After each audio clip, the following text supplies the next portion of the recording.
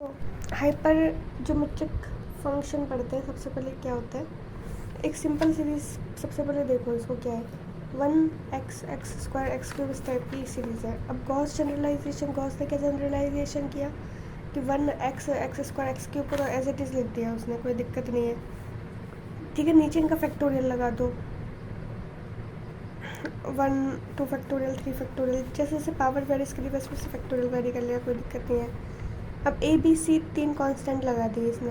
अब जहाँ पे सी तो ज़ीरो नहीं हो सकता क्योंकि सी नीचे है। ठीक है, ए बी, अब जैसे 1 है एक्स की पावर, तो ए भी एक बार है, बी भी एक बार है, सी भी एक बार है। अब एक्स की पावर 2 हो गई, यानी कि ए को 2 बार करना पड़ेगा। तो एक हायर एक्सपेंशन कर रहे हैं, जैसे ए है फिर ए प्लस 1 पे आए, बी है तो बी प्लस 1 पे, सी है तो सी प्लस 1 पे। ठीक है, अब ऐसे 3 है तो 3 बार एक्सपेंशन करें कि ए से ए प्लस 1 पे, ए पे, फिर ए से ए प्लस 2 पे, 3 एक्सपेंशन हो गया। इस तरह तीनों का एक्सपेंशन करना है। अगर हम ये तो कंफर्म है कि सी तो ज़ीरो नहीं है और नेगेटिव भी नहीं है क्योंकि सब में प्लस के साइन है। ठीक है, दूसरी चीज़ यहाँ पे है कि अगर ए की वैल्यू 1 ले दो और बी की वैल्यू सी दे दो तो बी से सी कट जाएगा, तो हमारे पास वही क्वेश्चन आ जाएगी जो पहले वाली है। तो इसी को हम क्या बोलते हैं, हाइपर ज्योमेट्रिक सीरीज। ठीक है, एक देखो ये पोछा मार है, पोछा मार सिंबल ए है, ए के नीचे एन का पोछा को हम बोल सकते हैं राइजिंग फैक्टोरियल या फिर असेंडिंग फैक्टोरियल। अभी तक हमने जो फैक्टोरियल पढ़ा था वो डिक्रीजिंग ऑर्डर में पढ़ा था, 3 2 1। अब हम इंक्रीजिंग ऑर्डर में फैक्टोरियल पढ़ रहे हैं। जैसे एन है तो अब कहाँ तक जाएगी ये वैल्यू, n-1 तक।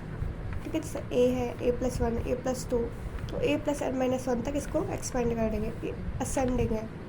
ठीक है, मतलब इंक्रीजिंग ऑर्डर में राइजिंग फैक्टोरियल या पोछा मार स्कीम। पोछा मार के बढ़ा दिया इसने तो मामला। और इसका एक्सपेंशन ये होता है इस पूरे का, जैसे ए एन है तो वो किसके बराबर होगा, गामा ए प्लस एन के, क्योंकि मेरे को पता है गामा एन प्लस 1 किसके बराबर होगा, ए प्लस n-1 फैक्टोरियल के। ठीक है, और नीचे क्या आता है, गामा ए। तो इस तरह से इसका एक्सपेंशन करते हैं, ये gamma a plus n upon gamma a. Right, factorial term में लिखना चाहते हो फैक्टोरियल टर्म में लिख लो, फैक्टोरियल में एक लेस आएगा। ठीक है, कुछ वैल्यू डायरेक्ट याद रखो कि जो पोछा मार की स्कीम से ए ज़ीरो तो इसकी वैल्यू 1 होती है।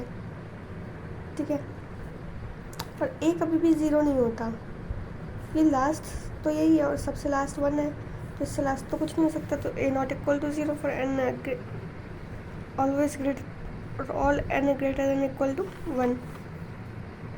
पर्टिकुलर केस यही है कि a1 बराबर a होता है, ए n+1 करना चाहते हो। ठीक है,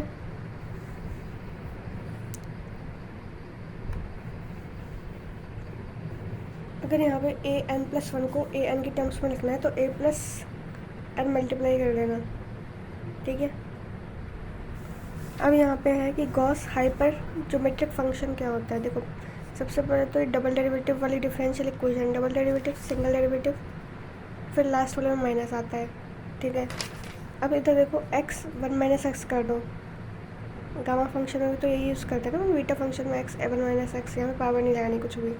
ठीक है, फिर आपको करना 3 अपने वेरिएबल होता है c a b, तो c इधर माइनस a b प्लस 1, ए में b जोड़ा 1 जोड़ा, फिर भी c से बड़ा नहीं हो पा रहा, और इधर मल्टीप्लाई कर, इसमें मल्टीप्लाई कर देना x का।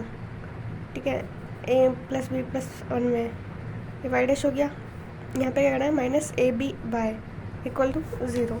फिर यहाँ पे about it's singular point x बराबर 0, एक्सपेंशन ऐसे चलती है y बराबर n tending to infinity, a n b n c n नीचे। अभी पोछा मार को तो खोलना जानते हो ना तुम, n फैक्टोरियल कर देना, x एन है, इधर a नॉट कर देना। ठीक है, इस नोटेशन का मतलब इस तरीके से होता है, 2f1, 2 का मतलब शायद ये ए बी है और 1 का मतलब शायद सी है, और ये x है, मतलब वेरिएबल फंक्शन x की पावर वेरी करेगी। इसको इस तरीके से भी लिख सकते हो आप कि 2f1 ए बी मतलब 2 और 1 मतलब c, और ये x हो गया। या फिर इसको इस तरीके से लिख लो, पहले x लिख लो फिर ए बी बाई सी लिख लो, सारी तीनों चीज़ें बराबर है, तीनों का मतलब ये है दे रखा है यहाँ पे। समझ आ गया, ए एन का मतलब तुम्हें पता होना चाहिए, ए एन का मतलब क्या है, gamma a plus n upon n gamma ए।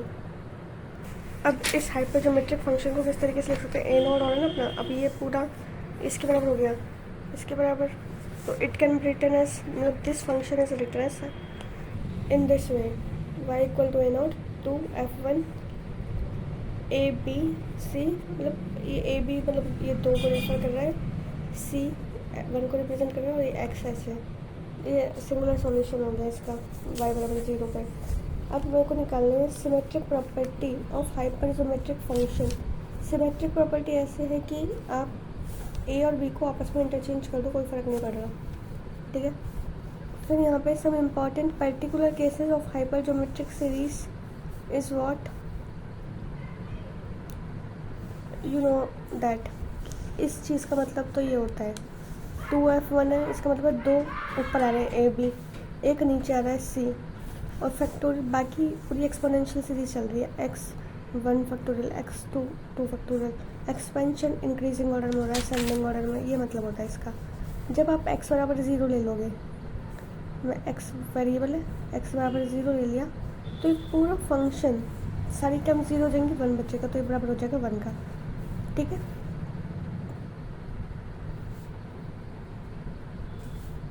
और विच इज़ यूनिटी, यूनिटी का बराबर हो गया।